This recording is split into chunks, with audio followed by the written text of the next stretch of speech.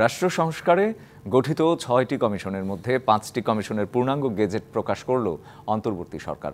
এর মধ্যে নির্বাচন ব্যবস্থা, পুলিশ প্রশাসন, বিচার বিভাগ, দুর্নীতি দমন, জনপ্রশাসনের সংস্কারে চূড়ান্ত কমিটি গঠন করে প্রজ্ঞাপন জারি করা হয়েছে। বৃহস্পতিবার মন্ত্রিপরিষদ সচিব মোহাম্মদ মাহবুব হোসেন সই করা এই সংক্রান্ত এক প্রজ্ঞাপন জারি করে মন্ত্রিপরিষদ বিভাগ। এদিকে তৃতীয়বারের মতো বিএনপির প্রতিনিধি দলের সঙ্গে সংলাপে বসবেন অন্তর্বর্তী সরকারের প্রধান উপদেষ্টা ডক্টর মোহাম্মদ ইউনূস। সংস্কার ও আইনশৃঙ্খলা পরিস্থিতি নিয়ে রাজনৈতিক দলগুলোর সঙ্গে বৈঠকের প্রথম দল হিসেবে বিএনপির সঙ্গে শনিবার দুপুর ২:৩০টায় রাষ্ট্রীয় অতিথি ভবন যমুনায় এই সংলাপ শুরু হবে। সেখানে অন্য উপদেষ্টারাও উপস্থিত থাকবেন। সন্ধ্যায় রাজধানীর ফরেন সার্ভিস একাডেমিতে উপদেষ্টা পরিষদের বৈঠক শেষে সংবাদ সম্মেলনে একথা জানান প্রধান উপদেষ্টার প্রেস সচিব শফিকুল আলম।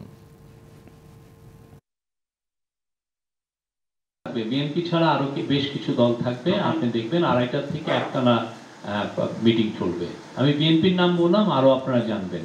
একদিনে না, এটা হয়তো বা আরো আরেক সপ্তাহ চলবে, আর বা এই শনিবার হলো আর এক শনিবার হবে, এটা এখন আমি ফাইনালাইজ না।